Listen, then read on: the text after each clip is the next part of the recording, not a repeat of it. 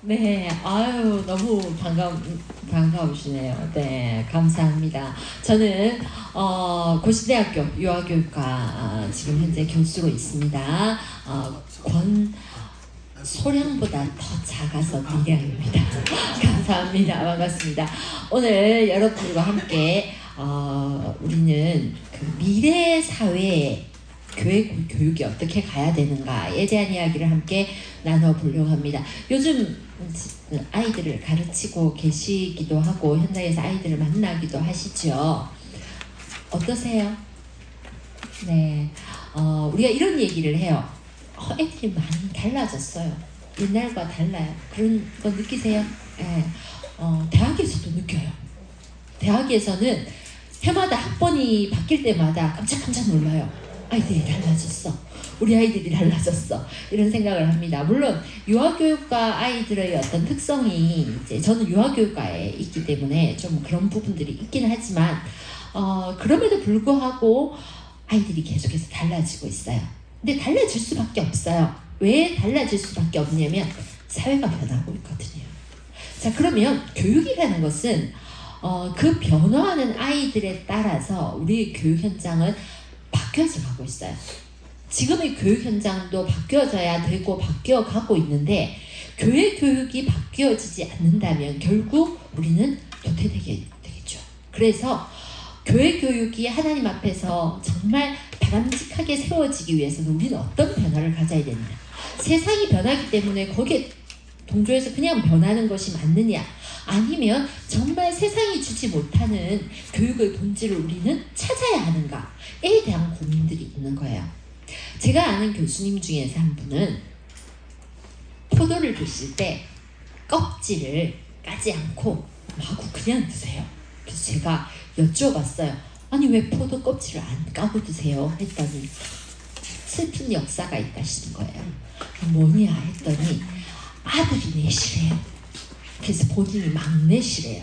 저보다 연세가 더 있으신 교수님이세요. 근데 막내시래요. 그러니까 처음에 어머니가 포도를 이렇게 주시면 어릴 적에 어땠겠어요? 내가 먹으려고 이렇게 손을 몇 번 갖다 대고 나면 포도가 없어진대요. 그래서 어머니에게 항의를 했대요. 어머니 도저히 이렇게는 못 살겠습니다. 나눠서 주세요. 그랬더니 알았다 아들아 하고 나눠서 주셨대요. 문제가 해결됐을까요? 교수님 말씀으로는 동물의 왕국이래요. 그래서 아무리 나눠줘도 내 손에 있는 건 순간 사라지더래요.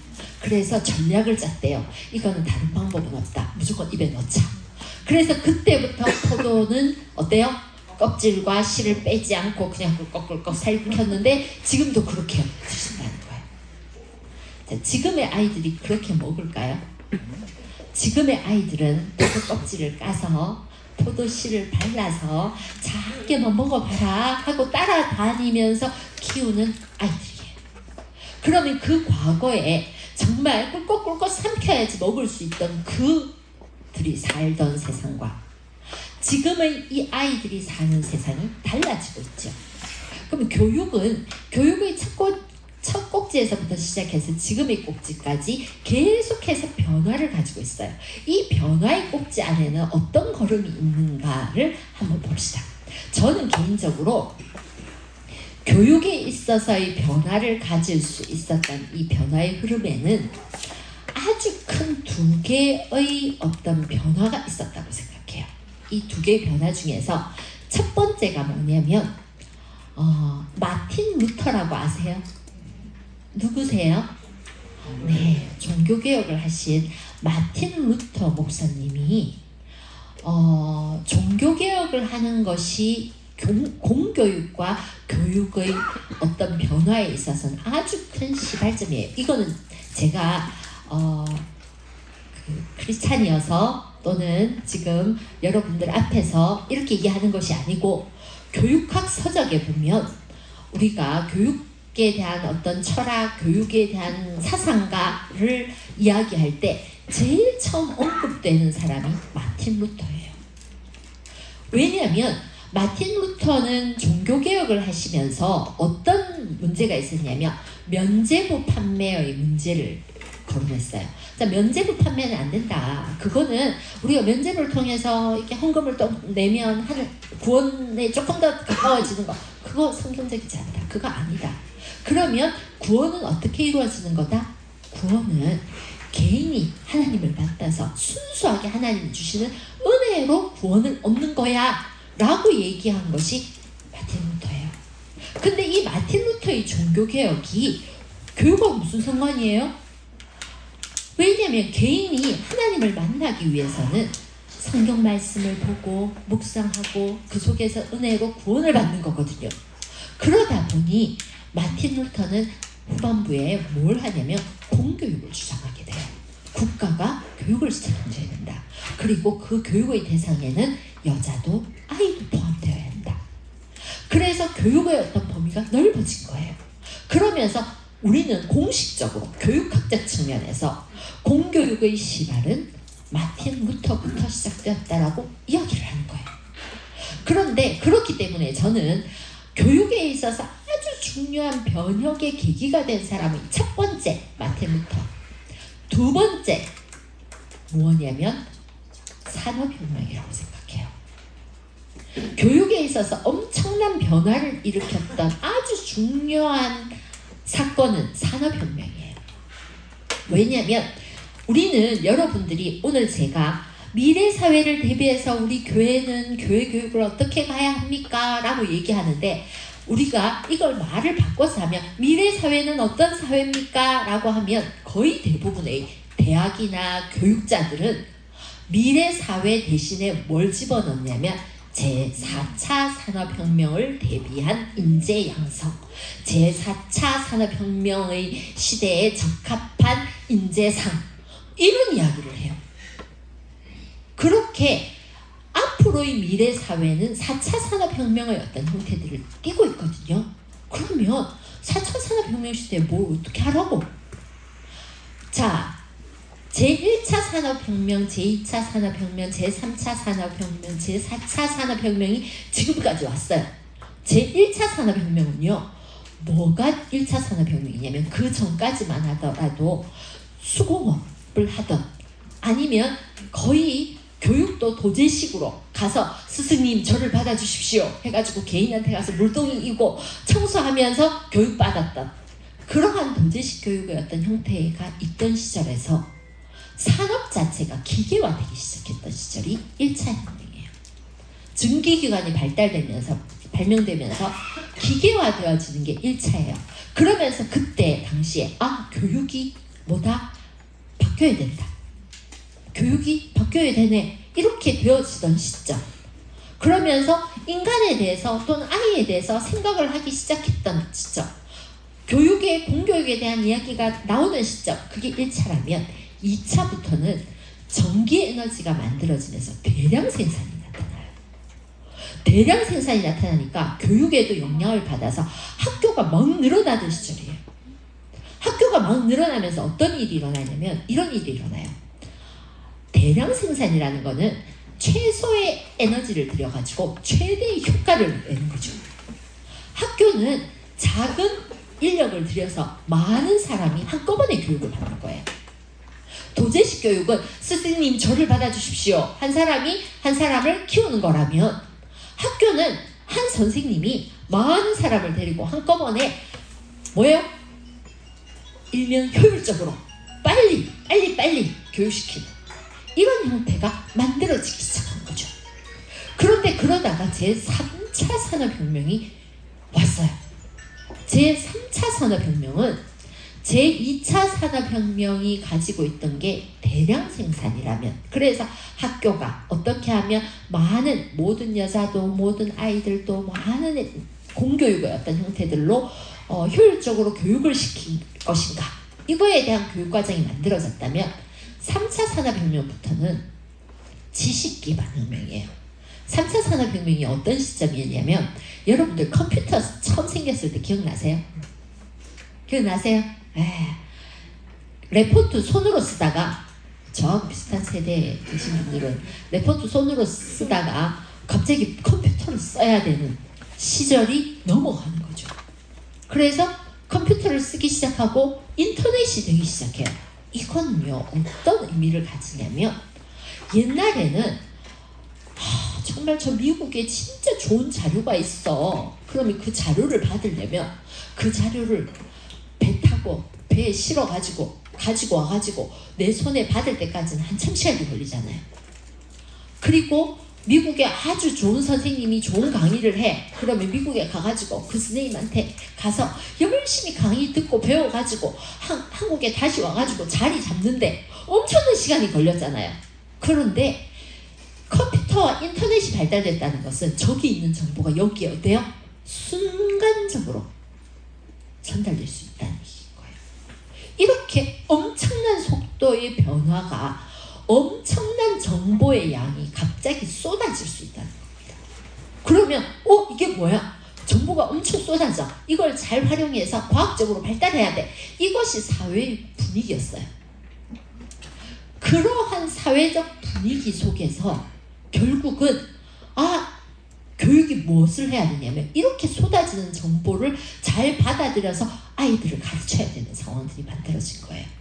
그래서 현재 교육이 지식 기반 교육이 만들어진 겁니다. 지금의 교육이 왜 인지 중심이고 암기 위주고 교육 문제야 이런 이야기들을 하죠. 그 교육을 하게 된 계기는 산업혁명, 시대의 변화상이 그걸 요구했고 그것을 반영해서 교육과정이나 교육이 이루어질 거예요. 제가 교육학 강의도 아닌데 왜 이렇게 구구절절 산업혁명까지 들먹이면서 얘기를 하냐면 이제 여러분들이 대상으로 해야 되는 교육의 대상의 교육의 관점이 바뀐다는 거예요.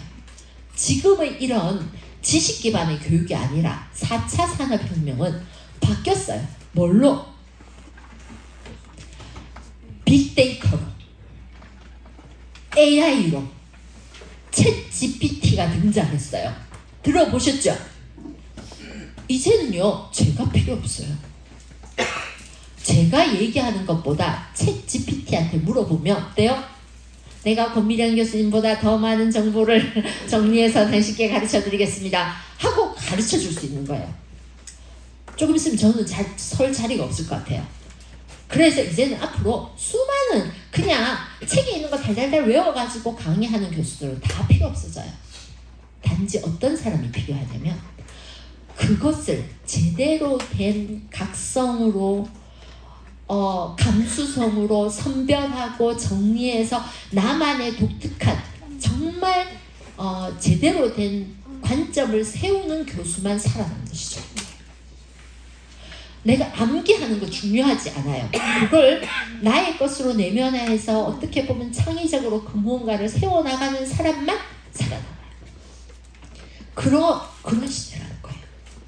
그러면 그런 시대를 대비해서 교육을 해야 돼요.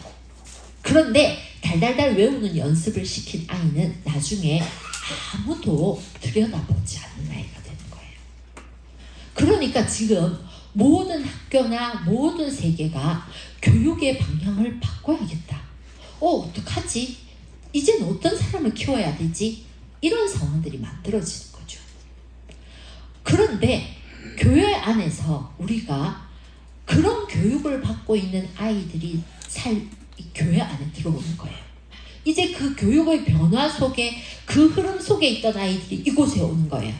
그런데 그 아이들을 우리는 아직까지 옛날 옛적의 지식 기반의 교육으로 아이들을 교육하고 돌본다면 아이들은 여러분들을 보고 뭐라 하냐면 선생님 너무 재미없어요. 너무 지루해. 너무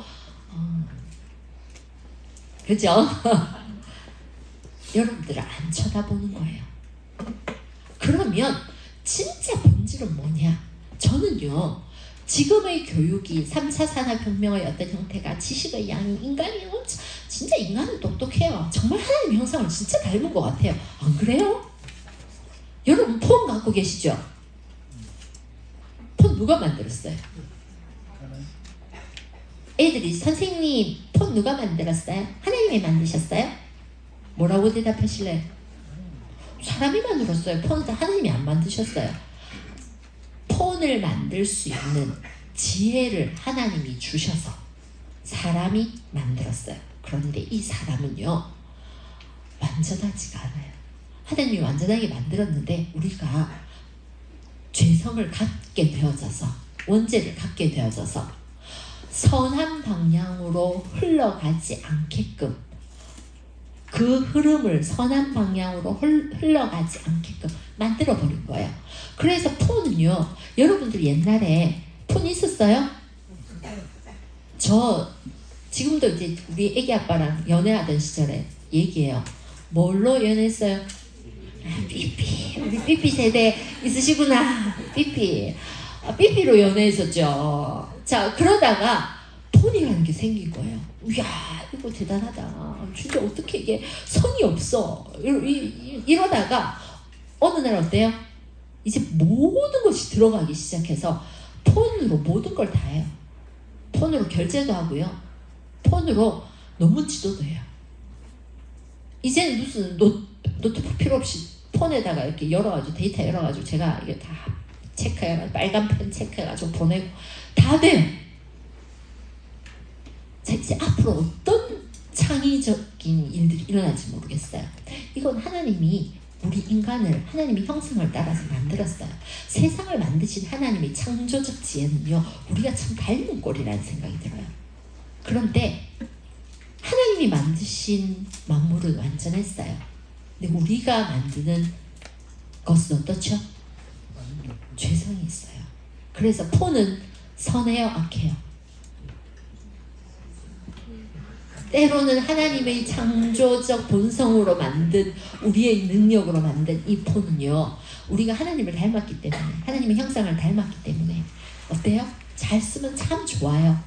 그런데 잘 못 쓰면 악해져요. 그래서 우리가 4차 산업혁명을 대비한 앞으로 미래 사회에 진짜 교육의 본질을 바꾸려고 애를 쓴다면, 하나님이 창조를 해놓으시고 창조한 그 만물과 함께 어떤 소통을 했는지를 보면 그 안에서 지혜를 얻을 수 있어요.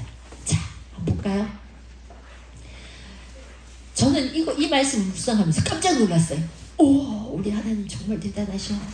하나님, 야, 정말 분명히 성경은 교육학 서적이 아닌데 어떻게 이렇게 교육학 서적에나 나올 법한 의사소통의 방법을 그대로 보여주고 계시지? 라는 생각이 들어요. 하나님이 만물을 만드시고 난 뒤에 아담에게, 아담아, 자, 내가 수많은 지식을 너한테 집어넣어 줄게. 자, 이거는 이거야, 저거는 저거야. 자, 외워, 열심히 해. 이렇게 안 하셨어요. 하나님이 아담과 상호작용을 하는 방식이 뭐냐면, 아담아, 아담아, 이리 와 하고는, 봐봐라, 흙으로 각종 들짐승과 공중의 각종 새를 짓고 아담이 무엇이라고 부르나 보시려고. 아담아, 너 이거 뭐라 할래? 저요, 그거요, 독수리라고 할래요. 그래. 그래서 그에게로 이끌어 가시니 아담이 각 생물을 부르는 것이 그래, 곧 그 이름이 되었어요. 그래, 독수리를 하자. 이건 뭐라 할까? 돼지요. 그래, 그럼 돼지를 하자. 아니야, 이거는 내가 딱 이름을 정해줄 테니까 그대로 외워. 이렇게 안 하시잖아요. 이런 모습들을 보면 하나님은 우리와 소통하는 방식이고, 우리가 우리에게 위임받은 우리의 자녀와 우리의 학생과 우리의 교회, 우리 형제 자매들을, 우리 아이들을 어떻게 소통해야 되는지 보여주고 계셔요. 인간은 이렇게 지어졌어요. 하나님이 그렇게 지어놨어요. 아주 수동적인 존재로 짓지 않으셨어요. 자유의지를 가지게 지으신 거예요. 그런 가정은, 그런 아이들은 너무 귀하고 무한한 가능성이 있는 아이들이에요. 그런데 여러분들이 만나는 아이들은 무한한 가능성이 있는 아이들인가요? 너무너무 멋진 아이들인가요? 혹시나 한 대 주고받고 싶진 않으신가요? 우리 집에 사는 아들, 너는 너무나도 소중한 아이야. 항상 행복하고 너는 나의 온전한 기쁨이야. 라고 고백하고 있지만 순간순간 제가 우리 학생들에게 우리 학생들 지금 실습 나가 있거든요. 제가 내일 창원에 실습지도 나와야 되는데 우리 학생들이 실습 갔다 오면 꼭 이런 얘기를 해요. 교수님, 더 이상 아이들은 천사가 아니었습니다. 자, 그렇다면 왜 그럴까? 우리는 이 아이들에 대한 본질적 이해를 제대로 해야 합니다. 아이는요, 가정에 속해 있는 이 아이와 가정과 부모와 자녀, 이 아이들이 유아 때부터 시작해서 영아, 유아, 초등, 중등, 고등 올라가면서 이렇게 자라가고 있는 이 가정과 자녀의 어떤 창조적 세계 안에는 어떤 기본적인 원리가 들어있어요. 그것은 기독교 세계관에 근거해서 가정도 이해해야 되고 아이도 이해해야 되는 거예요. 그렇지 않으면 교육이라는 것은 여러분들 솔직히 말씀드려서 과거에 비해서 지금까지 1차, 2차, 3차, 4차 공교육이 중요하다 하고는 교육학이 뜨고 교육과정이 학문적으로 정립이 되고 교육방법론이 뜨고 교육공학이 뜨고 오만 이 교육의 방법론들이 발전해서 학문적으로 발전해서 지금은 도서관에 빼곡하게 있는 게 교육 관련 논문이에요. 서점에 가보세요. 빼곡하게 꽂혀져 있는 게 교육학 서적이잖아요. 그러면 이렇게 많이 연구하고 이렇게 책도 많이 쓰고 이렇게 전문가도 많은데 과거보다 지금 교육이 훨씬 더 잘 돼야 되잖아요. 아이들은 과거보다 지금 훨씬 행복하게 잘 발달되어야 되잖아요. 이 정도 연구했으면 이제 완벽하지 않을까요? 그런데 여러분 생각하기에는 과거의 여러분보다 지금의 아이들이 더 행복한 것 같나요? 과거의 여러분보다 지금의 아이들이 더욱 바람직한 교육을 받고 있는 것 같나요? 야, 그거 정말 무언가 세상에 있는 수많은 학문들은요 계속해서 뭘 얘기하냐면 바람직한 교육, 바람직한 교육, 바람직한 교육을 얘기해요. 근데 저는 솔직히 말씀드려서 바람직한 교육은 없어요. 완벽한 교육은 없어요. 왜냐하면 우리가 완벽하지가 않거든요. 완벽할 수가 없어요. 결국은 하나님 앞에서 정말 하나님이 이 아이들을 어떻게 만드셨는지를 자꾸 묵상하고 겸허해지고 그래서 돌이켜서 교육의 걸음을 딱딱딱 다시 되새길 수밖에 없어요.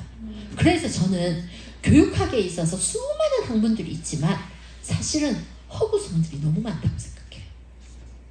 본질을 왜곡하고 있어요. 인간에 대한 본질을 왜곡하고 있기 때문에 교육학이 아무리 발전을 해도 교육의 방법론이 아무리 발전해도 결국 완벽한 그 무언가에는 다다를 수 없는 거예요. 그 이유는 기독교 세계관에 근거해서 아이를 봐야 되고 기독교 세계관에 근거해서 교육을 봐야 된다는 것이죠. 그러면 한번 봅시다. 자, 첫 번째, 하나님이 여호와 하나님이 이르시되 사람이 혼자 사는 것이 좋지 아니하니 내가 그를 위하여 돕는 배필을 지으리라 하고 아담과 하와를 지었어요. 맞나요? 네. 자, 이것이 아이가 생기는 첫 출발이에요. 그죠? 여러분이 만나고 있는 이 아이가 집에 가서 꽁냥꽁냥 하고 있는 그 가정이 성립되는 첫 출발이었어요. 그래서 하나님이 혼자 있는 게 좋지 않아서 뭐 하라고? 도우라고. 여러분들의 집에 남편과 아내는, 여러분 집의 자녀는 뭐라? 도우라고. 하나님이 최초의 사회 공동체를 만들었어요. 최초의 사회는 아담과 하와가 함께 어때요? 보기에 좋았던 그 순간이죠. 자, 그렇게 해서 만들어졌어요. 너무 아름다워. 내 뼈 중에 뼈, 살 중에 살. 너무 막 그랬는데 죄를 지었죠. 뭐라고요? 아담이 이르되 하나님이 주셔서 나와 함께 이제 아담이 뭐예요? 먹지 말라 하는 먹었죠? 자, 먹었어요. 하나님, 나는 이게 교만이에요. 내가 하나님처럼 되고 싶다. 내가 이렇게 되고 싶다. 인간의 죄의 가장 근원 속에서는 교만이 있어요. 교만. 그래서 그 교만으로 이렇게 된 거예요. 먹었어요. 먹고 난 뒤에 어떤 일이 벌어졌는지 한번 보세요. 우리가 현상을 제가 보는 거예요. 그러니까 우리 가정이 아이들이 어떤 상태에 있는지를 보기 위해서 저는 유아교육학자예요. 유아교육자 학자고 교회에서는 권사고 그런 전도사도 아니고 목사님도 아니에요. 하지만 정말 이 가정에 대한 부분들을 자세히 들여다보면 기독교 세계관에서 학문을 자세히 들여다보면 학문의 본질이 뭐예요? 저는 고신대가 진짜 중요한 대학이라고 생각해요. 저는 고신대학교에서 학생복지 취업처장도 했고요. 교무처장도 했어요. 지금은 이제 학과에서 열심히 학생들을 가르치고 있는데 저는 고신대학이 왜 중요하냐면 기독교적인 학문을 세우는 것을 포기하는 순간 인간에 대한 이해를 하나님이 보시는 성경적 관점에서 하는 곳이 아무 데도 없어져 버려요. 그래서 고신대학 너무 중요한 곳이에요.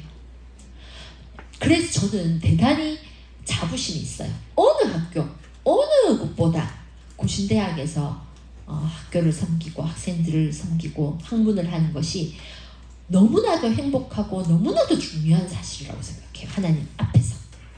그런데 여기 보면 그 현상을 보면 그럼에도 불구하고 우리는 모든 가정이 모든 공동체가 어떤 순간에도 이 현상에서 자유롭지 않은 거예요.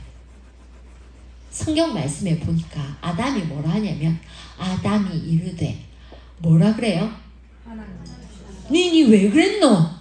이러시니까 아담이 하는 얘기가 죄송했습니다. 이게 아니고 뭐예요? 탓을 돌리죠. 누구한테 탓을 돌려요? 하나님. 먼저 누구 잘못했다? 당신 때문이잖아. 하나님 당신이 내한테 왜 줬어? 마누라를 왜 줬어? 이거잖아요. 그죠? 하나님이 주셔서. 그 다음 두 번째 누구 탓을 해요? 여자 그가 라고 얘기를 해요. 하나님하고 관계를 쫙뚝 잘라놓고 그 다음 어때요? 내 가정의 관계를 싹둑 잘라놓은 거예요. 그러니까 하나님하고의 호흡하던 관계, 묻고 답하고 에덴 동산에서 완벽하게 살았던 그 모든 것을 하나님과의 관계를 싹둑 잘라놓고 그 다음에는 어때요? 가족 간의 관계를 싹둑 잘라놓은 거예요. 그러니까 결국은 가정에 아픔이 있다면, 우리 가정에 여러 가지 갈등이 있다면, 그 속에서 뭔가가 이루어지지 않는 자녀들이 아픔이 있다면 그 아픔의 근원에는 하나님과의 관계가 깨어진 것과 사람들과의 관계가 깨어지는 그 본질이 숨어져 있다는 거예요. 그렇기 때문에 어떤 그 누구도 이 원죄에서 자유로울 수 없어요. 그래서 죄송하지만 우리는 우리의 가정들이 때로는 많은 아픔을 안고 있을 수밖에 없어요. 정말 주의 그 다음 이게 타락이죠. 창조, 기독교 세계관은 크게 세 가지예요. 창조, 타락, 그 다음 뭐죠? 창조, 타락, 구속이에요. 구속. 예수 그리스도의 핏값으로 칭의를 입은 너희를 의롭다 할 것이다 했던 이 세 가지가 기독교 세계관에서 아주 중요한 측면이에요. 그것을 통해서 교육도 바라봐야 되고 사람도 바라봐야 된다는 겁니다. 그런데 이게 타락이에요. 타락의 현상이 구속의 역사에 부딪혀 앉지 않고는 이 문제가 해결이 안 된다는 거예요. 그래서 여러분들이 데리고 있는 아이들이 선하지가 않아요. 그래서 여러분들이 애 교육시키는 게 너무 힘든 이유가 모두가 가지고 있는 아픔이에요. 근데 이러한 아픔을 안고 있는 아이들은 어떤 환경이 좋아지고 어떤 환경에 있는 아이는 이렇지 않고가 없어요. 제가 수업을 하면서 우리 학생들이 이렇게 수업을 하다가 한 4학년쯤 되면 교사론 수업을 해요. 그러면서 자기의 인생을 되돌아보고 교사로서의 걸음을 내딛기 위해서 자신의 인생을 이렇게 자서전적으로 자기를 되돌아보는 그런 시간들을 가지거든요. 그러면 제가 계속해서 이제 한 거의 20년가량을 학생들하고 계속해서 이런 것들을 이제 나누는데, 나누보면 내가 처음 봤을 때는 멀쩡한 아이들이 너무나 큰 아픔을 가지고 있는 애들이 많아요. 어떤 아이는 이래요.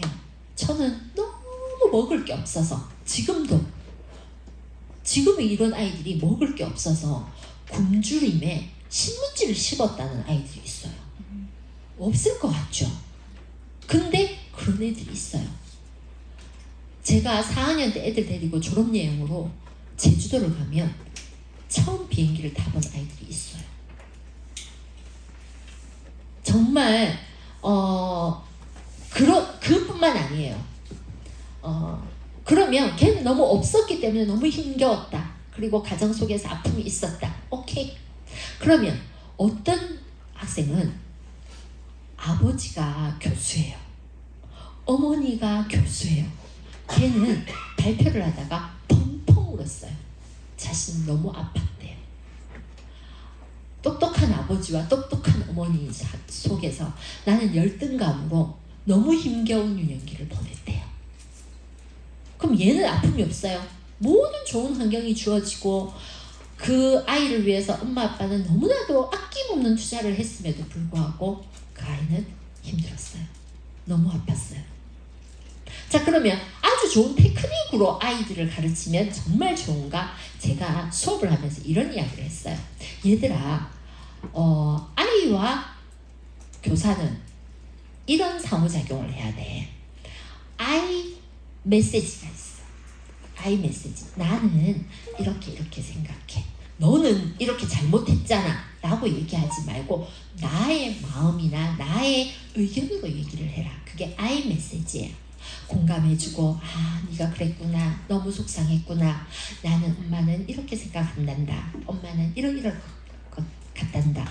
이렇게 I 메시지가 부모 교육에서는 아주 중요한 개념이에요. 근데 그걸 수업 시간에 부모 교육 수업을 했어요. 한참 하고 났는데 이 애가 수업을 마치고 따라 나갔어요. 교수님, 근데 그거요, 초등학교 스님들 배워요? 하고 묻는 거예요. 그럼 기본적으로 부모 교육 프로그램이니까 배우지. 왜? 했더니 이제 모든 게 이해가 됐어요. 뭘? 엄마 아빠가 초등학교 교사래요, 둘 다. 그런데 어렸을 때부터 자기는 답답해서 미칠 뻔했대요. 뭔 얘기만 하면 그렇구나, 엄마는 이해해, 너는 지금 마음이 이렇구나. 정말 차라리 이놈의 새끼 하고 한번 하는 게 자기는 오히려 속이 시원할 것 같더라는 거예요. 정말 이해하지 못하는 것 같은데도 이해하는 척을 하는 엄마 아빠가 너무 싫었대요. 그래서 아이 메시지도 잘 써야 된다. 이제부터는. 자, 왜냐하면 인간은요, 어떤 것을 완벽해 하는 게 없어요. 결국은 이것이 가지고 있는 한계라는 거죠. 자, 그렇다면 그건 무자라고 방법이 없잖아요. 그래서 이런 일들이 일어나요. 가인이 그의 아우 아벨에게 말하고 그들이 들어있을 때 가인이 그의 아우 아벨을 쳐 죽이니라. 결국은 가정의 파괴는 이렇게 어때요? 분노와 폭발과 이런 것들로 계속해서 아픔은 어때요? 생성되고 있는 거예요. 가장 행복해야 되고 가장 아름답게 빚어져야 될 가정이 이렇게 이루어지고 있는 거예요. 그래서 저는 가정을 회복하는 운동을 해야 된다고 생각하고 FM 스쿨을 하고 있는 거예요. 그런데 이 가운데 우리에게 희망이 있어요. 뭐요? 구속의 역사가 있는 거예요. 예수 그리스도의 피값으로 우리는 뭘 했죠? 우리는 구원을 얻었어요. 예수 그리스도의 피값 아니고는 우리가 아이들을 어떻게 가르칠 수가 없어요. 완벽한 교육은 뭐냐면 예수 그리스도의 피값으로 만들어진 우리 공동체 안에서 여러분들 우리는 예수 그리스도의 피값으로 가족이 된 거예요. 여러분들이 가르치고 있는 아이가 내가 누구누구네 집사님의 아이를 가르치는 게 아니고 하나님이 나에게 주신 자녀를 가르치는 거예요. 그게 교육 공동체 교사가 저기 밖에 있는 유치원 교사하고 다른 본질적 이유예요. 그렇기 때문에 여러분 뭘 해야 되냐면 그냥 사랑해야 돼요. 하나님이 모든 계명을 아우르는 새 계명을 너희한테 줬잖아요.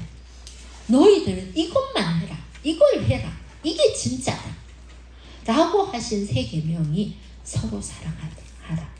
결국 교육의 본질 안에는요. 이 사랑의 본질이 없으면 이 파괴와 이 분노와 이 공격적인 이런 악의 본성에서 절대 무언가를 이루어낼 수가 없어요.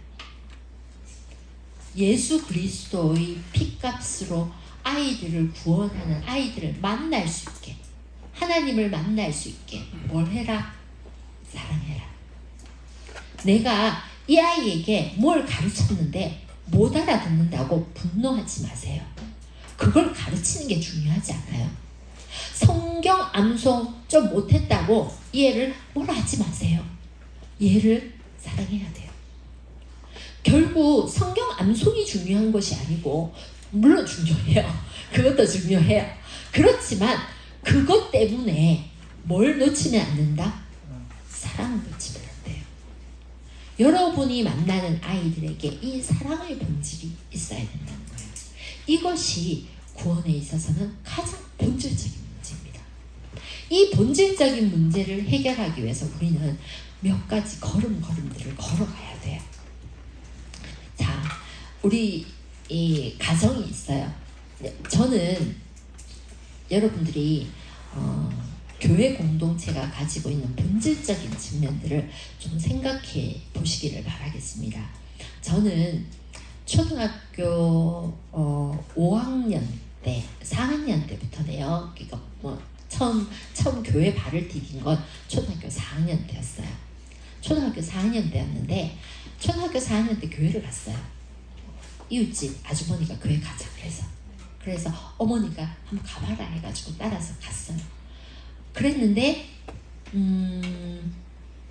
그렇게 갔어요. 따라갔어요. 갔는데 처음에 이게 뭐야? 이거 낯설기도 하고 그랬어요. 그랬는데 제가 교회를 계속 다니게 된 이유는 뭐냐면 뭐 누가 교회를 다녀라 옆에서 이렇게 해라 이런 것도 있었겠지만 저는 너무 신기했어요.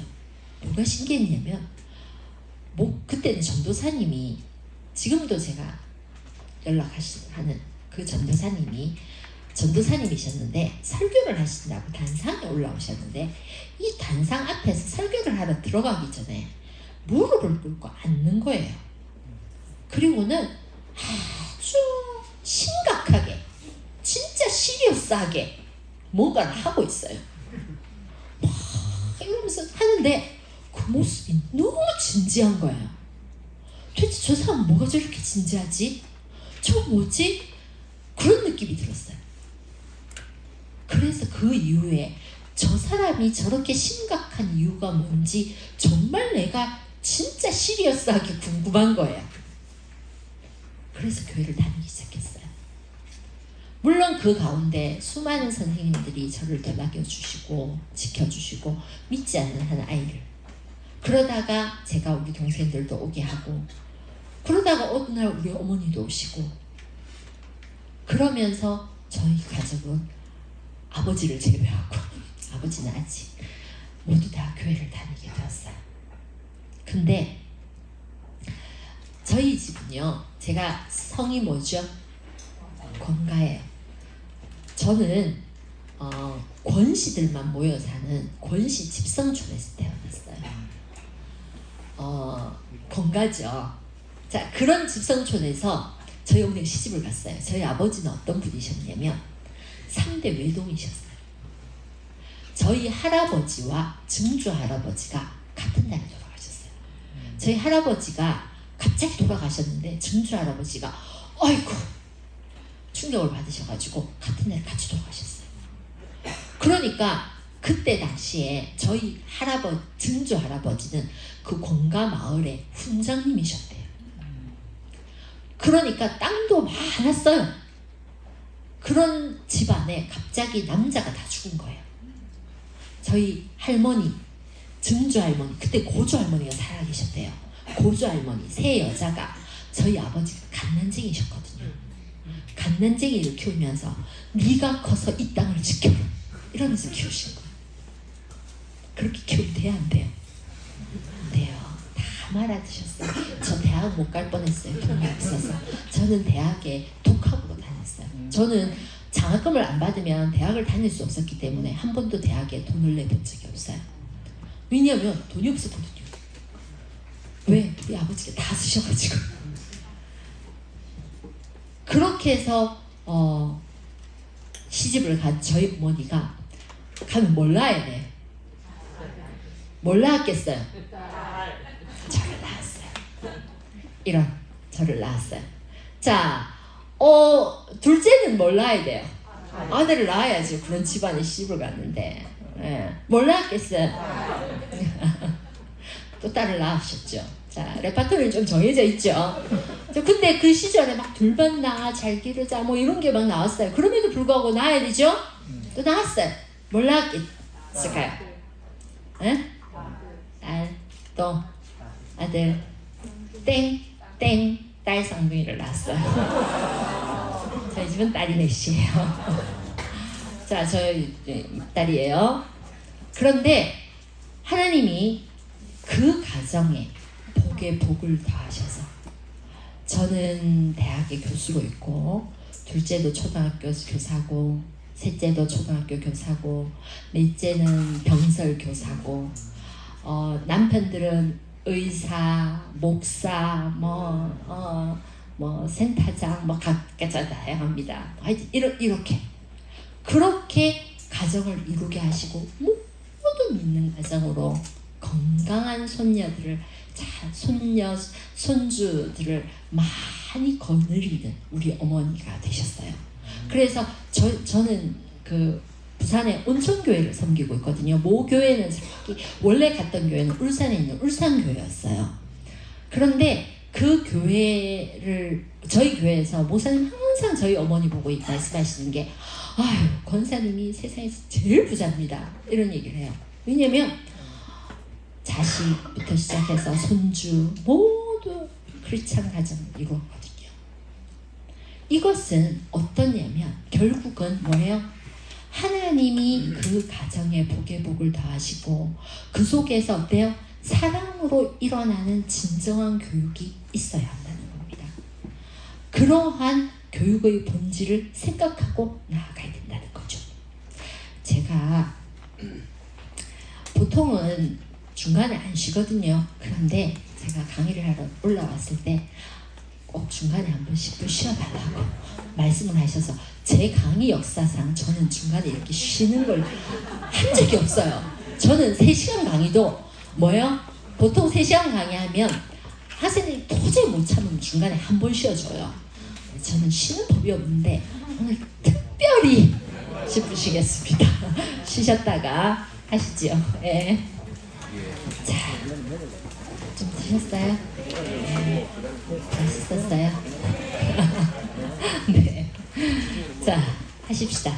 빨리 하시고 빨리 마치셔야지 들어가시죠, 집으로. 자, 제가 계속 진행해 드리겠습니까? 네. 자, 제가 그러면 이제 지금의 문제와 더불어서 어떤 방법으로 가는 것이 좋을까에 대한 전략을 한번 봅시다. 교육의 방법에 있어서 문제는 무엇이고 어떤 전략을 교회 교육이 찾아가야 되는가에 대한 부분들을 함께 살펴보겠습니다. 지금 교회의 가정과 교육은 어떤가에 대한 부분들이에요. 첫째, 부모와 가정의 내음이 사라지고 있고 거기에 따라서 아이들의 정서가 흔들리고 있어요. 자, 여러분들이 만나는 아이들이 이상하다. 옛날에 더 없이 살 때보다 아이들이 어때요? 마음에 평안함이 없는 것 같다. 이런 이야기들을 많이 하셔요. 그러면서 사춘기, 옛날에 나도 사춘기가 있었는데 내 사춘기 때는 저랬나? 어느 순간 아이가 문을 쾅 닫고 들어가요. 제가 저 아이는 왜 뭐가 저렇게 화가 나지? 속이 상하지? 나도 갱년기인데 말이야. 네가 이기나 내가 이기나 해보자. 갱년기와 사춘기가 싸워서 갱년기가 이기겠죠. 자, 이런 우리가 우스갯삼아 하는 얘기지만, 그러면 그 아이들은 왜 이렇게 되어져 가고 있는가를 보면 결국 궁극적으로 인간의 발달에 있어서 우리가 정말 하나님이 창조하신 본질에서 아주 중요한 것들이 떠나가고 있어요. 하나님은 아이를 각 가정에 보내셨어요. 근데 각 가정에 보낼 때 출산의 고통을 가지고 아이를 낳게 하셨어요. 왜 하나님은 출산에 죄의 결과로 우리는 출산을 할 때 아픔을 가져요. 그런데 그것이 결국 아픔만일까? 어떤 경우에, 어떤 면에서는 하나님은 우리의 죄적 본성을 알고 있기 때문에 출산을 통해서 정말 아이와 어때요? 밀접한 호흡을 하게 하실지도 모르겠습니다. 아이는 태어나는 그 순간부터 시작해서 커 나가서 정말 청년이 되어지는 그 순간까지 수많은 변화를 하는데 그 꼭지점마다 아주 중요한 본질이 하나 있어요. 그게 뭐냐면 대상과의 끊임없는 호흡이 필요해요. 그 호흡은 단지 대화로 호흡을 해야 될 때가 있고, 냄새로 호흡을 해야 될 때가 있고, 어떤 경우는 느낌으로 호흡을 해야 될 때가 있어요. 태어날 때 출산을 하는 가운데, 출산을 할 때 아이를 낳는 것은 엄마가 아이를 낳아요? 아이가 아이를 낳아요? 엄마가 아이를 낳죠. 근데 엄마가 아이가 없으면 아이를 낳을 수 없잖아요. 근데 아이를 낳아보신 분들은 아이를 낳을 때 아이가 가만히 있으면 절대 아이를 낳을 수가 없어요. 아이도 낳으려고 애를 써요. 그래서 뭐예요? 의사 선생님이 그러죠. 자, 힘주고 쉬고 힘주고, 이걸 호흡을 하잖아요. 아이와 엄마는 호흡을 하면서 아이가 출산을 해 나가는 거예요. 이때부터 아이하고 엄마는 어때요? 박자를 맞춰요. 너랑 나랑. 그러면서 으쌰으쌰 평생을 나는 엄마로서, 나는 아빠로서, 애비로서 너랑 같이 호흡 맞추면서 살아가는 거예요. 근데 그 가운데 정말 아이의 발달에 본질적으로 절대 없어서는 안 되는 하나가 뭐냐면 애착이에요. 애착인데 이 애착은 우리가 보통 일반적으로 얘기할 때는 아기가 갓난쟁이였을 때 이 애착을 얘기하기 쉽지만, 이 애착은 결국은 초등, 중등, 고등까지도 영향을 미쳐요. 그래서 교육에 있어서는 처음 시작부터 시작해서 계속해서 가는 걸음걸음마다 부모와 자녀가 서로 간에 어때요? 사랑과 관계를 호흡하면서 자라는 과정들이 필요하거든요. 근데 그렇게 호흡을 맞추는 시간들이 줄어드는 거예요, 자꾸. 엄마 아빠 바쁘고요. 애도 바쁘고요. 엄마 아빠는 엄마 아빠의 놀이를 하고요. 아이는 폰을 보고요. 그러면서 어느 순간 아이는 엄마 품이라는 것에 대한 내음을 충분히 맞지 못하는 거예요. 그러니까 이 내음은 어디까지도 연결되냐면 초등학교, 중학교, 또는 그것이 영향을 미쳐서 행동으로 나타나는 것은 고등학교까지예요. 늘 내음을 맡고 늘 언어로 호흡을 하지 않으면 어느 순간 아이는 어떻게 되어지냐면 결국은 뭐예요? 소통을 끊어요. 영유아기 때는 아이가 엄마가 필요하거든요. 냄새가. 그래서 가서 붙어요. 냄새 맡으려고. 그런데 나중에는 엄마가 얘기하려고 하면 아이가 어때요?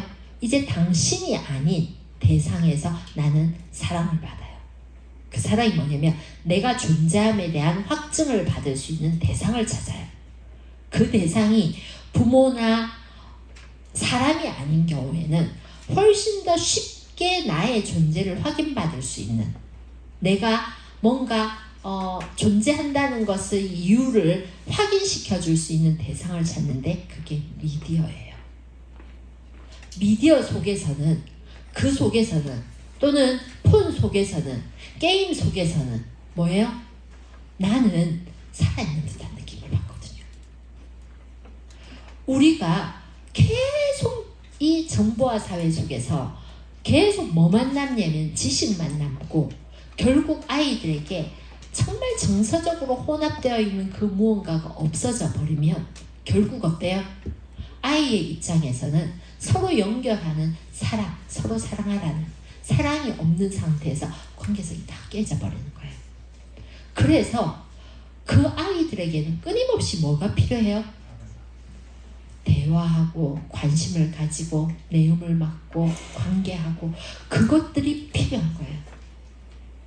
저는 제가 그 고등학교 때 엄청나게 그 질풍노도의 시기를 거쳤어요.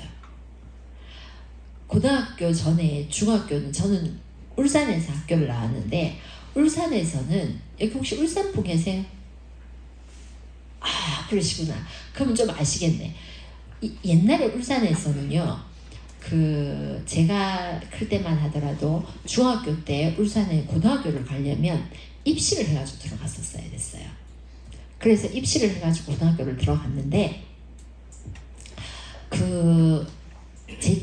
저랑 진짜 단짝인 친구가 있었어요. 근데 그 단짝인 친구가 공부를 되게 잘했거든요. 중학교에서 거의 1등이었어요. 늘 이제 전교 1등을 거의 안 놓치는 친구였어요. 근데 정말 둘이가 정말 단짝이었어요. 둘도 없는. 그런데 시험을 쳤어요. 어디에다가 시험을 쳤냐면, 그때 당시 이제 울산에서는 제일 좋은 고등학교가 울산여고였거든요. 그럼 울산여고를 들어가기 위해서는 중학교 성적에서 이제 다 끊어가지고 울산여고를 갈 수 있었어요. 근데 이제 둘 다 시험 치러 가는 거예요. 시험 치러 가는데 제가 손표를 놔두고 간 거예요. 그런데 너무 놀라가지고 엉겹결에 이러다 보니까 어떤 아주머니가 집에 데려다 주겠다고 해서 그 아주머니를 따라가지고 집에 와서 수험표를 가지고 오는 길에 시간이 늦으려고 하는 거예요. 정말 그 영화의 한 장면처럼 이 문이 닫히려고 하는데 막 뛰어들어가서 들어갔는데, 정말 입구에 봤더니 그 친구가 시험을 안 치고 밖에 나와가지고 막 울고 있는 거예요. 이렇게 동동거리면서 제가 들어오기를. 그러면서 들어가서 그래서 해피엔딩 시험 치고 합격해가지고 제 고등학교 이제 다 정해졌어요. 합격을 해놨어요. 그랬던 어느 날 저녁에 저희 할머니 칠순잔치를 하고 왔는데, 저녁에 갑자기 문을 두드리는 거예요. 누군가에서 나갔더니 저녁 12시인데 주일날 밤인데 그 친구 어머니가 온 거예요. 그러면서 하는 얘기가, 걔 누구 안 왔니? 그래서 오늘 안 만났니? 아니 오늘 저 할머니 댁에 갔다 왔어요. 칠순잔치라서. 그랬더니 낮에 들어가서 안 왔대요. 아직까지 안 왔대요. 그래서 왜 그렇죠? 했는데 그 친구는 지금까지 없어요. 그래서 그 친구는 나타나지 않았어요. 그래서 갑자기 저는 너무나도 절친했던 친구가 사라진 거예요. 너무 어린 때였기 때문에 어떤 일이 일어났는지 뭐 이거에 대해서 정확하게도 잘 몰라요. 그런데 어쨌거나 그러고 난 뒤 고등학교 때 저는 질풍노도의식이 온 거예요. 인생은 무엇이며 사람은 무엇이며 하나님은 왜 나를 창조하셨고, 나는 왜 여기에 있는 거며, 왜 우리 집안은 이렇게 힘든 거며, 우리 아버지는 왜 모든 걸 말아 드신 거며 부터 시작해가지고, 그리고 여기에 있는 학생들은 왜 이렇게 죽으라고 공부를 하는 거며 뭐 이런 거 있잖아요. 그러면서 갑자기 공부를 하다가 중간에 뭔가 의미 있는 일을 하고 싶은 거예요. 그래서 어디로 찾아갔냐면, 울산에 있는 유일한 공원이 하나 있었어요. 거기를 물어 버스를 타고 가서 뭐라고 했냐면, 저 여기서 봉사를 하고 싶다 그랬어요. 진짜 질풍노도죠. 지금 생각해보면 참 별의 별. 그러면서 갔어요. 봉사를 하고 싶어요. 왜냐면 뭔가 의로운 일을 하고 싶은 거예요. 이렇게 죽으라고 내 욕구를 위해서 공부하고 미친 공부벌레처럼 사는 게 아니라 뭔가 의미 있는 일을 하면서 나의 그러니까 그 사춘기 소녀의 그 이런 거 있잖아요. 나의 잘못된 걸 이런 어떤 행동으로 뭔가를 바꾸고 싶은 그런 몸부림 비슷한 거. 그랬는데 하여튼 가서 처음에 갔더니 그 빨래를 시키더라고요. 빨래를 했어요. 그랬더니 빨리 다 하고 났더니 제 방에 가서 애들이랑 놀아래요. 그런데 들어갔던 애들이 어린애들이었어요. 제가 전공을 여기까지 왔어요. 그래서 근데 그 이후로부터는 아이들과 처음에는 그렇게 봉사로 시작했다가 이제 대학 때부터는 매 주말마다 가서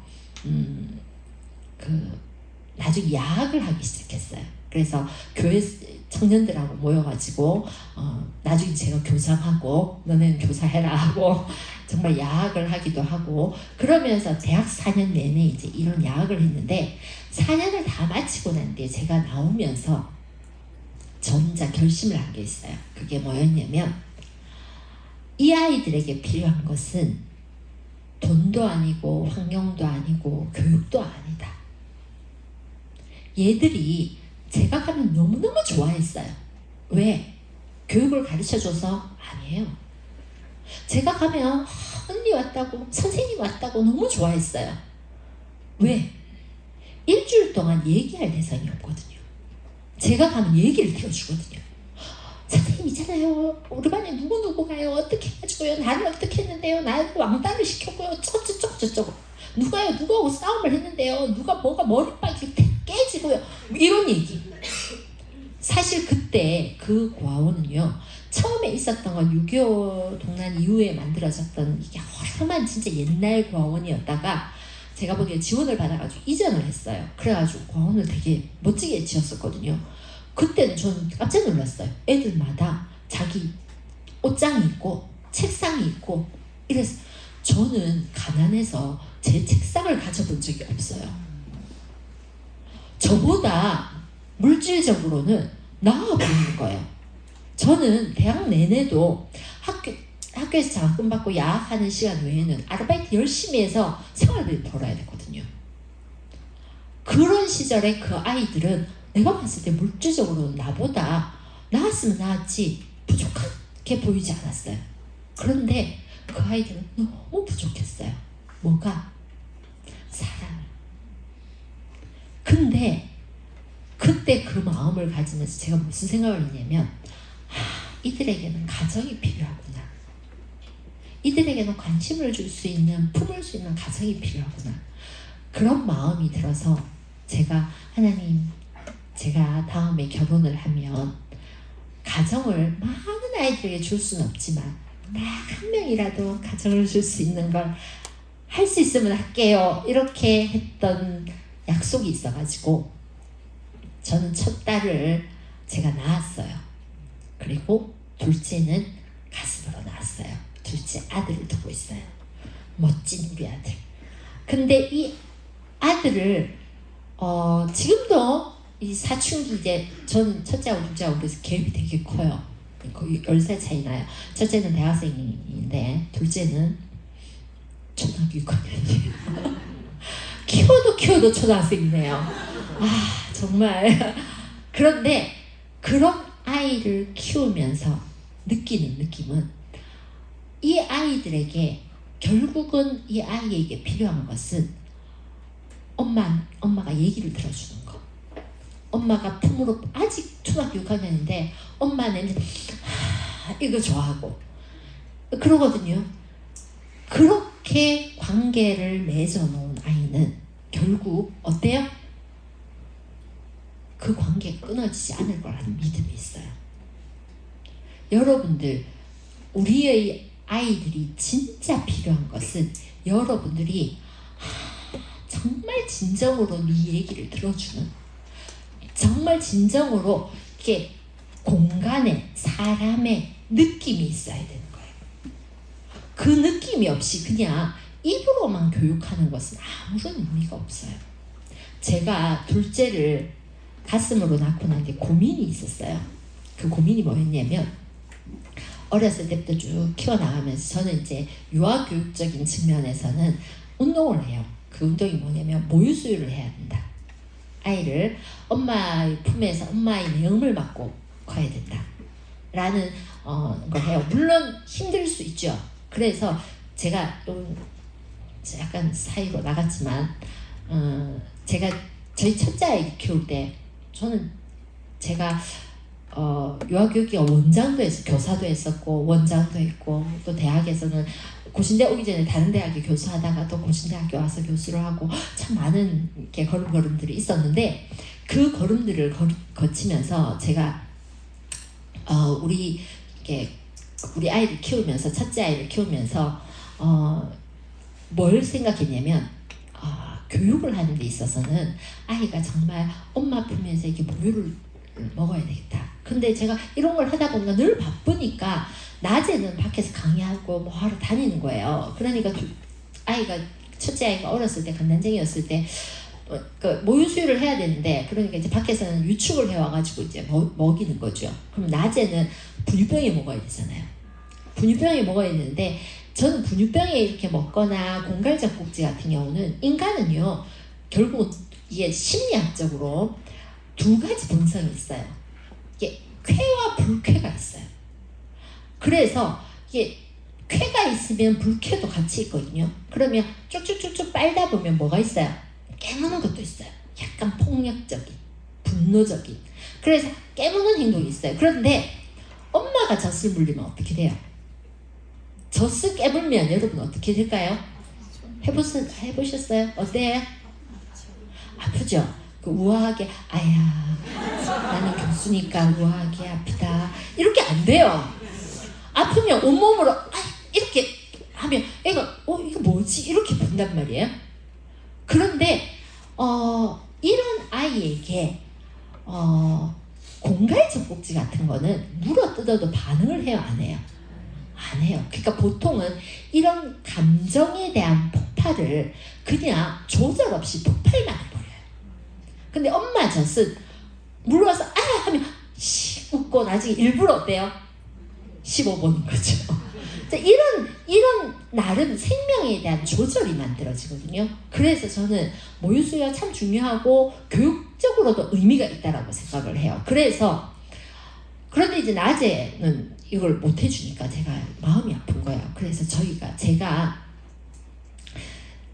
맞다기를 했잖아요. 저희 친정어머니가 저는 결혼할 때부터 시작해서 지금까지 친정어머니가 저희 집 같이 사셨어요. 그래서 어떻게 보면 바깥에서 보면 모시고 사는 거고 안에 들여다보면 얹혀 사는 거고 분가를 3년 전에 하셨어요. 3년 전에 나는 도저히 이제 이렇게는 못 살겠다 하셔가지고 3년 전에 분가를 하셨어요. 그래가지고 나가셨는데 그래도 이제 우렁각시에 한 번씩 오셔요. 그런데 그때 이제 큰애를 키우면서 제가 저희 어머니한테 부탁한 게 뭐냐면 어머니 옛날에 한국 전통사회에서는 엄마가 이렇게 젖을 물렸다가 젖을 뗄 때 옛날에는 공갈젖꼭지가 없었죠. 한국 전통사회 유아교육이라는 유한진 선생님이 그 자료에 보면 옛날에는 이걸 이제 젖을 뗄 때는 할머니 무릎으로 가요.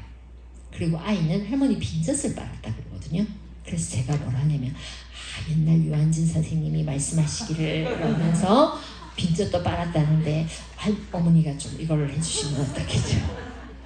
근데 저희 어머니 하는 얘기가 시키다 이제 별걸 다 시킨다 하시고 해주셨어요. 그래서 빈젖을 빨았어요. 저희 둘째 아이는 가슴으로 나왔으니까 제가 모유가 나오지 않죠. 그래서 분유를 먹고 그러면서 빈젖 빨기를 했어요. 그래서 우리 둘째는 아직도 엄마 젖을 먹고 자란 줄 알아요. 왜냐면 그 느낌, 그 내음이 아직 남아있거든요. 그래서 자기는 분유를 먹었다고 꿈에도 생각하지 않아요. 엄마 모유를 먹었다고 생각해요. 그리고 기억이 생생하대요. 제가 왜 이 얘기를 하냐면 이런 것들이 호흡이에요. 느낌이에요. 그러면 이 느낌이 조금 더 커서 초등 시절에 오면 그 느낌을 뭘로 해야 되냐면 언어로 주고받아야 돼요. 계속해서 들어야 돼요. 정말 어떻게 보면 아동은 여러분들과 세계가 다르거든요.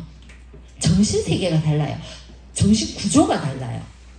근데 그 정신 구조가 다른 걸 여러분들이 나는 네 말을 도대체 알아들을 수가 없다 라고 하면 여러분들은 눈높이가 교육이 아닌 거예요. 당연히 알아들을 수 없죠. 걔는 여러분 말을 절대 알아들을 수 없어요. 여러분은 지금 저랑 제가 강의를 하고 있어요. 이렇게 강의를 열심히 하고 있어요. 열심히 하니까 제가 보니까 와, 여기 교사교육 진짜 대단한데요. 아무도 다른 행동을 하시지 않으시고 모두 저를 보면서 정말 권미란 교수님 강의 열심히 듣고 있습니다 하는 느낌이 뿜뿜뿜뿜 나와요. 근데 모두가 내 얘기를 모두 100% 완벽하게 듣고 있을까요? 아닐 수 있어요. 머릿속에는 도대체 몇 시에 맞질라노?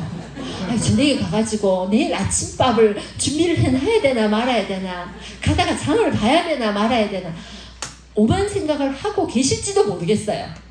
들켰죠? 그런데 표시가 나요, 안 나요? 저는 표시가 안 나요. 근데 아동은요, 표시가 나요. 얘가 뭔 생각을 하는지. 여러분은 재미없어도 재미있는 척 웃으면서 끄덕이지만 아이들은 재미없으면 바로 표시나요. 그것은 내가 재미가 없어서가 아니고 뭐예요? 얘가 재미없는 걸 표시를 잘하기 때문에 그런 거예요. 그런데 여러분 생각에는 그런 거죠. 어떻게 그럴 수가 있지? 아니 내 마음도 생각 안 해보나? 나는 기분 나쁜데 그렇게 행동하면?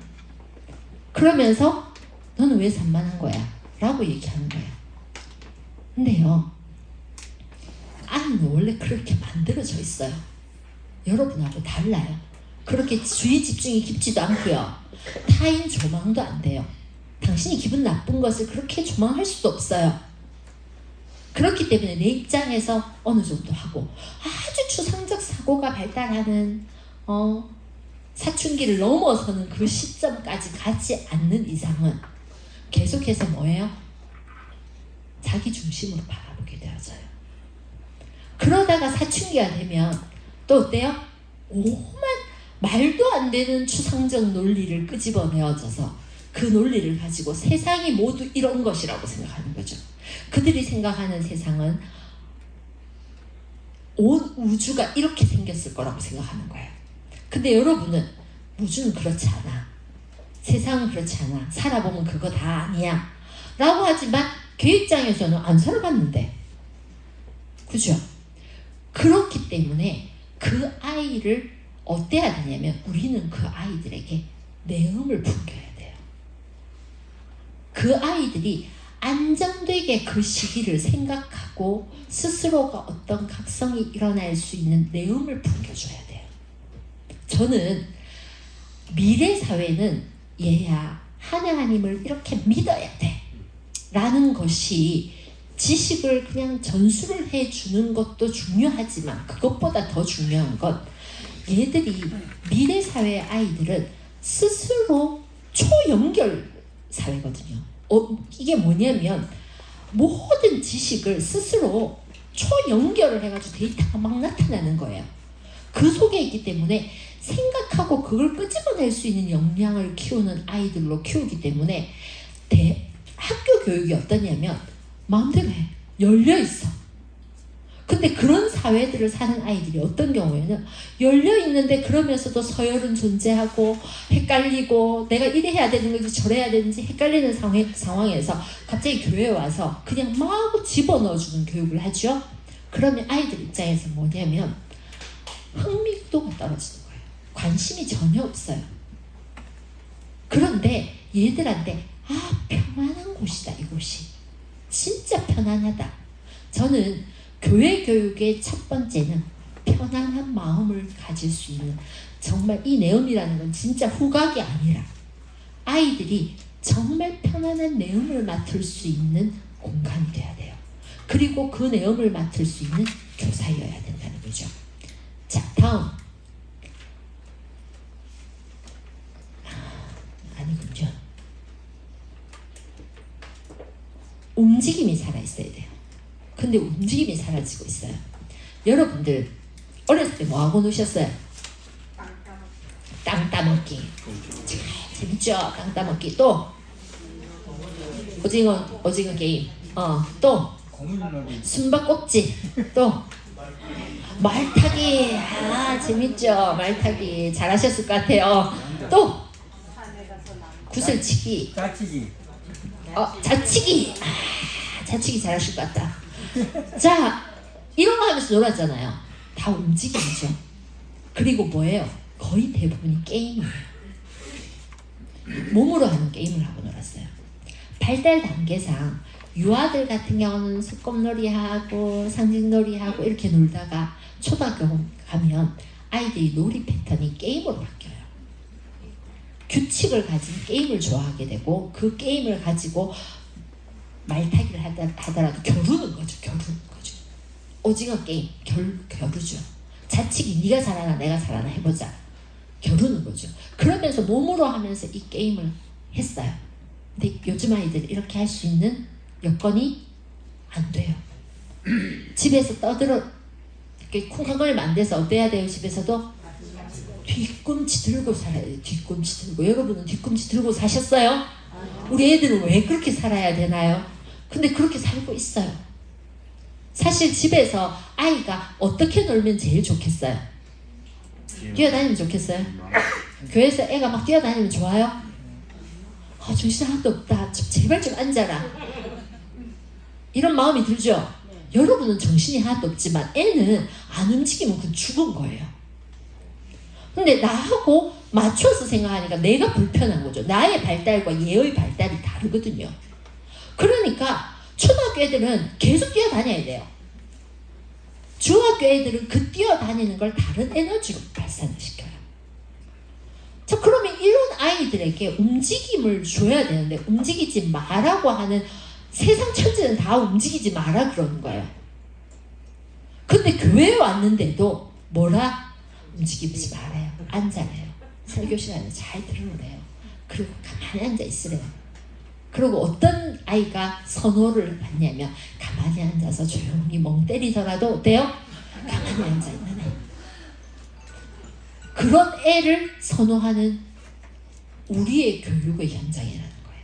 근데 그래서 여자아이들은 가만히 앉아 있으니까 좀 수월한데 남자아이들은 자꾸 뭐예요? 움직이니 내가 참 그렇죠. 그런데 이러한 움직임을 잃어가는 아이들한테는 답답해요. 학교도 그러거든요. 앉으라 그래요. 조용하라 그래요. 그리고 그렇게 조용하게 멍을 때리더라도 조용하고 순한 아이들이 잘한다는 소리를 들어요. 근데 여러분들이 만난 아이들 중에서 힘겹다. 얘 진짜 힘겨운 아이다. 얘는 학교에서도 힘겨울까요? 안 힘겨울까요? 힘겨워요. 얘는 순하고 너무 예쁘다. 너무 잘한다. 모두 다 하라는 대로 따박따박 잘한다. 얘는 학교에서도 그렇게 할까요? 안 할까요? 하죠. 학교에서도 칭찬받는 아이예요. 교회 와서도 칭찬받아요. 학교에서 선생님한테 꾸중 듣는 아이는 교회 와서도 꾸중 듣고 있어요. 얘는 세상 천지가 어때요? 다 힘든 곳이에요. 예수님은 누구를 찾으신다고요? 무거운 짐진 자를 찾는데 우리는 무거운 짐진 자는 싫어요.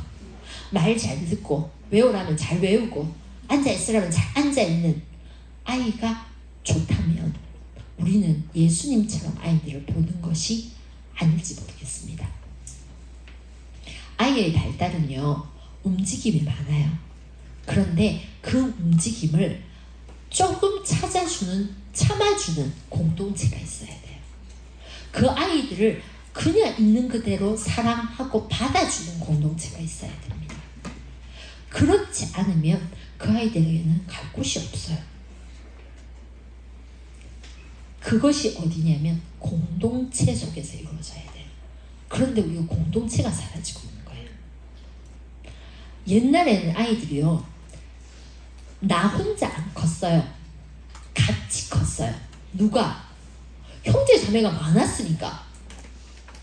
저희 집에 딸 넷이었으니까 딸 넷이 맨날 놀이를 했으니까 뭐 같이 살았죠. 또 같은 공가 마을에는 다들 친인척이에요. 그러니까 같이 아이를 키우면서 살았어요. 어떤 아이가 조금 크면 밖을 나가죠. 이렇게 문 밖을, 동구밭을 나가요. 이렇게 놀이를 해요. 놀다가 하나의 예를 하나 들어봅시다. 하나이가 밖에 나가서 놀다가 무릎을 갈았어요. 와 하고 울고 들어와요. 그럼 누가 뛰어나갈까요? 엄마. 보통 아이는 옛날에 어머니들이 아이를 낳아요. 젖을 물리죠. 좀 커요. 조금 커요. 그럼 얘를 누구한테 맡겨요? 내가 조금 젖 물리고 키우다 보면 뭐가 생겨요? 둘째가 또 생겨요. 지금처럼 안 그래요. 옛날에는 좀 젖 물리고 키우다 보면 둘째가 생기죠. 그러면 얘 어때요? 젖 떼야 되잖아요. 그리고 이 둘째 나와가지고 또 물려야 되죠. 얘 어떻게 해요? 할머니 무릎에 보내는 거예요. 그러고 난 또 얘 또 나와가지고 젖 물려요. 할머니 무릎에 갔어요. 들강달강하고 꼬부랑 깽깽 꼬부랑 할머니가 어쩌고저쩌고 이런 노래하면서 할머니하고 노래하면서 크는 거예요. 크다가 어느 정도 이제 좀 잘 걷고 좀 하면 어때요? 이제는 그 동네의 친인척이 전부 다 형아 오빠 뭐 이렇죠. 그럼 손잡고 동구밭으로 숲으로 소풀 매러 뭐 가는 거예요. 자 이렇게 갔어요. 그렇게 가면서 이렇게 공동체가 같이 커나갔어요. 근데 가서 놀다가 아이가 무릎을 갈았어요. 울고 들어와요. 누가 나가겠어요? 방금 전까지도 얘를 양육했던 사람이 누구예요? 옛날에도요, 부모가 온전히 아이를 다 키운 게 아니라 그 부모와는 뭐 품에 있었겠지만 사실 할머니가 이 아이를 양육했거든요. 근데 지금은 이 할머니들이 양육을 안 하세요. 그러니까 엄마는 너무 외로워요. 대신 있어줄 사람이 필요해요. 그 자리가 여러분들이에요. 울면서 왔어요. 누가 먼저 튀어나가요? 할머니가 튀어나갔어요. 어이구 내 새끼 무릎 깔았네. 뭐 바르면 된다? 된장. 두 가지가 나옵니다. 이 약간 세대에 따라서 다른데 된장 아니면 아까진기. 그래서 바르면 돼요. 된장 바르면 된댔어요. 된장 발랐어요. 그럼 된장 바르면 된다고 할머니가 얘기를 하면 된장 누가 가지러 가요? 엄마가 된장 가지러 가요. 그러면 이게 다시 친인척이잖아요. 옆집 아줌마가 울면 아이고 오늘 집 누구 새끼 오네. 아이고 다쳤네. 그래 괜찮다. 된장 바르면 된다. 옛날에 춘자도 막자도 다 된장 바르고 나왔다. 라고 훈수도 보여. 그러면 함께 우샤우샤 해가지고 된장을 발랐어요. 누구 죄죠? 결정은 할머니가 했고 동조는 아줌마가 했고 엄마가 와서 직접 발랐고 자, 세 사람이 합작을 해가지고 된장을 발라놓은 거야. 그런데 보니까 한참 있다 보니까 뭐 거의 나았어요. 조금 상처가 조금 남았는 것 같은데 거의 나았어요. 그 나을 때까지 이 할머니와 이 아줌마는 뭐라 할까요? 이 엄마에게 봐라 많이 나았다. 괜찮다. 다 된장 바르면 돼 라고 얘기를 해요. 그럼 이 엄마 마음이 어때요? 그럼 되나 보다. 그리고 조금 상처가 보이는 것 같은데 아줌마가 그러죠. 키우다 보면 요 정도 상처는 아무것도 아니야. 괜찮아. 뭐 거의 다 났네. 그럼 그런가 보다. 이러면서 아무 문제 없이 그냥 키웠어요. 근데 지금은 아이가 나가서 무릎을 갈고 들어와요. 누가 뛰어나와요? 엄마가 뛰어나가요. 뭘 발라야 돼? 누구한테 물어봐야 돼요? 그렇죠. 네이버 검색창에 흉터 없이 상처 치료하는 법을 쳐요. 그러면 수많은 답변이 나와요. 된장보다 더 좋은 답변들이. 그런데 그 중에 선택은 누가 해야 돼요? 엄마가 해요. 그래서 선택을 했어요. 호로 시작하는 걸 발랐어요. 그래서 흉터가 조금 보여요. 다 나온 것 같은데 흉터가 약간 남았어요. 그럼 만족스러울까요? 안 만족스러울까요? 안 만족스러워요. 혹시 내가 잘못 선택한 건 아닐까? 혹시 내가 마로 시작하는 걸 발랐을까? 이것 그것조차 없어지지 않았을까 하는 생각이 든다는 거죠. 결국은 옆에서 함께 육아를, 교육을, 아이 키우는 것을 같이 해주는, 그래서 으쌰으쌰 이 아이가 내가 다 못해줄 때 바라봐주고 눈빛 맞춰주고 얘기 들어주는 그 대상이 지금 가정에는 사랑을 얹어줄 대상이 너무 없는 거예요. 그런데 그 유일한 것은 공동체를 만들어야 돼요. 그럼 어떻게 하죠? 해결점은 뭐예요? 뭐 어떻게 할까요? 이제 같은 성식끼리 우리 모여서 할까요? 아니면 애를 4씩 5씩 낳으실래요? 이것이 다 안 된다면 본질적으로 저는 함께 키우는 공동체가 있어야 된다고 생각해요. 근데 이 공동체가 다른 공동체는요, 허점이 너무 많아요. 그런데 교회 공동체는 예수 그리스도의 핏값으로 여러분들이 형제 자매가 됐기 때문에 그 옛날에 같은 성씨끼리 모였던 집성촌보다 더 끈끈하고 더 완벽하고 더 의미 있는 그런 공동체가 만들어질 수 있다는 거죠. 그게 교회 공동체예요. 그 교회 공동체 안에서 외롭고 힘들고 아이 키우는 거 어찌 해야 될지 모르는 이 엄마들에게 내가 완벽하진 않지만 당신 옆에서 괜찮다. 그리고 누구누구야 괜찮아. 너 잘하고 있어.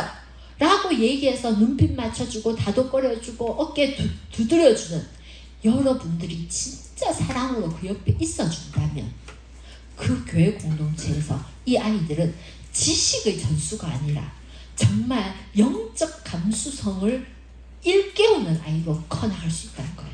그게 미래 사회에서 진짜 필요한 인재상이고 그것이 진짜 필요한 교회 교육의 본질이 되어야 됩니다. 내가 주어져 있는 중학교 우리 반의 한 아이, 이 아이에게 그래 넌 할 수 있어 괜찮아 나는 너를 지지해 믿어 그래 움직일 수 있지 같이 놀아보자 라고 할 수 있는 그 누군가가 있어야 된다는 거죠. 그러다 보면 그 아이들은 결국은 무언가가 생겨요. 그 무언가가 생기는 가운데 전략을 잡아야 돼요. 첫 번째 전략. 사고를 각성하는 전략을 써야 돼요. 이게 뭐냐면 아이들은 인지적 가르침에 지쳐 있어요. 잔소리에 지쳐 있어요. 안 그래요? 잔소리에 지쳐 있는 이 아이들은 분류와 서열 속에 들어가 있어요. 늘 너는 잘하고 너는 못하고 이렇게 해야 되고 저렇게 해야 되고 라는 것에 대한 부분들이 있어요. 계속해서 얘기를 해요. 그런데 그렇게 얘기하는 것을 얘기한다고 해서 이 아이가 이게 다 들어오냐면 어때요? 오히려 질리는 거죠. 그런데 지금의 이 4차 산업혁명의 시기 속에는 아이에게는 수많은 정보가 들어와요. 그럼 이 정보는 예를 들어서 이렇죠. 우리가 교회에서 이게 바람직한 정보야 하고 정보를 집어넣어줬어요. 하지만 이 정보 말고 이것이 틀렸어, 아니야 라고 하는 잘못된 정보도 또 아이에게는 들어오거든요. 그렇기 때문에 정보만으로 싸워가지고 교회 교육이 아이한테 내면의 자리를 잡기는 쉽지 않아요. 그럼 어때야 되냐면 인간이 가지고 있는 죄된 본성, 우리가 가지고 있는 나약함, 우리가 가지고 있는 절대 완벽하지 않은 그래서 예수 그리스도밖에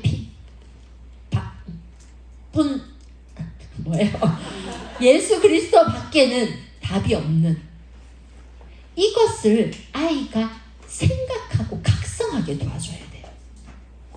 결국은 따뜻한 공동체 안에서 그래 뭐다?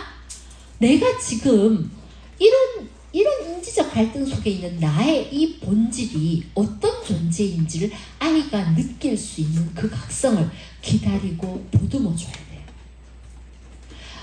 어느 순간 울면서 기도하는 아이에게 그래 내가 네 옆에 있을 거야 라고 붙들어 줄 수 있는 그러한 교사가 있어야 된다는 거죠.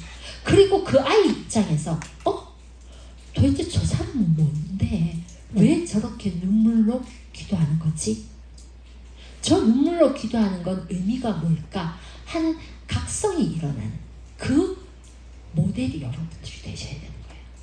그래서 아이들에게 잔소리 한마디보다는 내가 정말 눈물로 기도하는 모습이 노출되어져야 돼요. 제가 처음에 얘기하면서 그 말씀을 드렸죠. 교회 처음 왔을 때 제가 교회를 계속 다니게 된 이유는 저 무릎을 꿇고 앉아서 기도하는 저 사람 도대체 뭐 하는 것이고 했던 각성이 일어났던 것처럼 아이들은 그런 각성이 일어났을 때는 스스로 찾아 나서는 길을 걸어가요. 그 길을 걸어가게끔 돕는 교육. 자, 두 번째는 관계성과 소통 전략이 있어야 됩니다. 지금의 아이들에게는 너하고 나하고 으쌰으쌰 하는 게 있어야 돼요.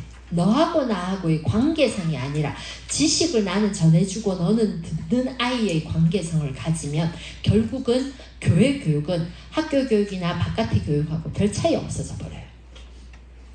그렇다면 어떤 교육이어야 되냐면 나는 너를 위해서 너에 대해서 너무 많은 것을 알고 있고 그걸 위해 기도하고 있고 너의 필요를 순간순간 고민하고 해결하려고 애를 쓴다. 네 고민이 뭐야?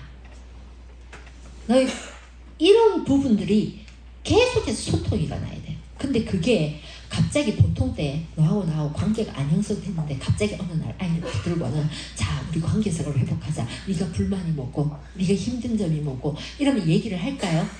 관계성이라는 그런 것이 아니에요. 진짜 릴레이션십은 아이가 만나야 돼요. 저 대상과. 그렇기 때문에 꾸준하게 아이를 지켜봐주고 아이는요 말하지 않아도 알아요. 저 사람이 나를 사랑하는지 저 사람이 나를 바라보고 있는지 어느 순간 안 보고 있어요. 그런데 요 눈은 요렇게 가 있어요. 저 사람이 나를 계속 보고 있네. 그래서 어느 순간 모든 어떤 상황이라도 내가 약간 힘겨워하는 느낌이 들 때 언제든 옆에 와 있는 상황. 어떤 경우에 좀 서열이 만들어져서 예를 들어서 내가 뭔가 못했어요. 예를 들어서 뭔가 성경 암송을 했는데 한 친구는 잘하고 한 친구는 못했어요. 그러면 얘는 아무렇지도 않은 척 하지만 아무렇지 않을까요? 아무렇지 않지 않아요. 그 마음에는 약간의 그런 것이 있어요. 그러면 그런 미세한 아이들을 잘 관찰해야 돼요. 관계에 있어서 제일 첫 출발은 이 아이들 잘 봐야 돼요. 그 아이가 지금 어떤 느낌이 있는지 눈빛, 행동, 움직임 하나하나를 보면서 그 아이가 어떤 느낌을 가지고 있는지 내가 어떤 느낌을 전달해야 될지 여러분들이 생각하고 다가가는 그러한 것이 관계성의 출발이에요. 안 되시면 정말 하나의 전략으로 정말 이 아이를 잘 이해해보고 싶으시면 매번 아이를 기록해보세요. 그러면 꾸준하게 그게 모여지다 보면 얘가 어떤 성향의 아이인지 표시가 돼요. 그럼 거기에 따라서 내가 어떤 걸 도울 수 있는지 목록화를 해보시면 이 릴레이션십과 소통이 훨씬 더 어때요? 잘 일어날 수 있겠죠. 세 번째, 놀이성 회복이에요. 애들은 놀고 싶거든요. 애들은 놀고 싶거든요. 어떻게 놀고 싶다고요? 게임을 하면서 놀고 싶어요. 근데 게임을 하고 놀 수 있는 대상이 없어요. 아이들하고 놀려고 했더니 아이들이랑 놀 데도 없어요. 그리고 교회 와야 돼요. 교회 오니까 또 늘 앉아 있으래요. 근데 놀고 싶어요. 그러니까 뭘 해요? 애들이 전부 다 앉아서 뭘 붙들고 있어요? 폰을 붙들고 있는 거예요. 게임기 들고 교회 오는 거예요. 그래서 어때요? 틈만 나면 그거 들고 있는 거죠. 이 아이들에게 놀이성을 회복해주는 운동이 저는 교회 안에서 일어났으면 좋겠어요. 애들은요, 여러분들 어렸을 때를 생각하면 내가 국어 시간에 무슨 공부를 했던 게 생각이 나세요? 고무줄 놀이 했던 게 생각이 나세요? 내가 인형 안고 소꿉놀이 했던 게 생각이 나세요? 수학에 이런 공식이 생각이 나세요? 아이들이 컸을 때 커서 교회를 생각하면, 교회 학교를 생각하면 선생님과 함께 놀이를 통해서 예수님의 사랑을 전달받았다면 그 놀이를 통해 예수님이 연결돼서 전해질 거예요. 그런데 예수님을 공식으로 전달하면 아이들은 그거는 안 남아요. 왜냐하면 발달적으로 아이들은 놀이성을 갖고 있거든요. 그래서 지금 초등교육도 교육의 방향이 놀이성을 포함한 형태들의 교육의 방식으로 바뀌어야 된다. 유아교육은 벌써 바뀌었어요. 놀이 중심으로 교육과정 자체가. 그리고 중학교, 고등학교도 앞으로는 지식 중심의 교육이 아니라 아이들 스스로가 본성적으로 자각하고 스스로 깨달을 수 있는 형태들의 교육 방식. 그냥 단순하게 암기하고 셈하고 이런 것들을 넘어서는 단계의 교육 방식으로 바뀌고 있어요. 우리는 저는 교회 교육에서 여러분들이 잠시라도 애들이랑 정말 몸으로 놀아주거나 애들이 놀이성을 회복시켜 줄 수 있는 전략들을 하나라도 내가 할 수 있는 아이들을 위해 실천할 수 있는 놀이성의 회복을 위한 전략을 한 개라도 잡아보신다면 그럼 너무나도 중요할 거라고 생각해요.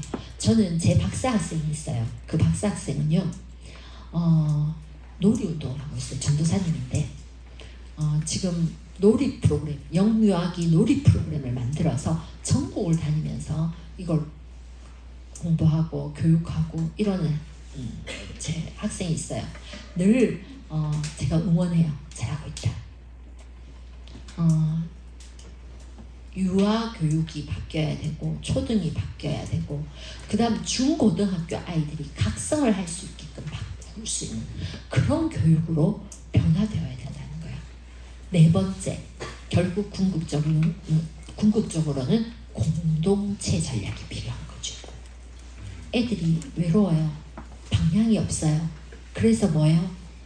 내가 삐딱한 것 같지만 삐딱한 방식으로 언어를 표현하고 싶어요. 삐딱한 언어를 들어주는 사람이 있어야 되는데 그걸 들어주는 사람이 없어요. 그러니까 삐딱한 식으로 얘기를 한번 쳐보고 안 되면 문을 닫죠. 자, 그래서 공동체 안에서는 아이를 포기하는 법은 없어요. 우리는 가족은요 자녀를 포기하지 않아요.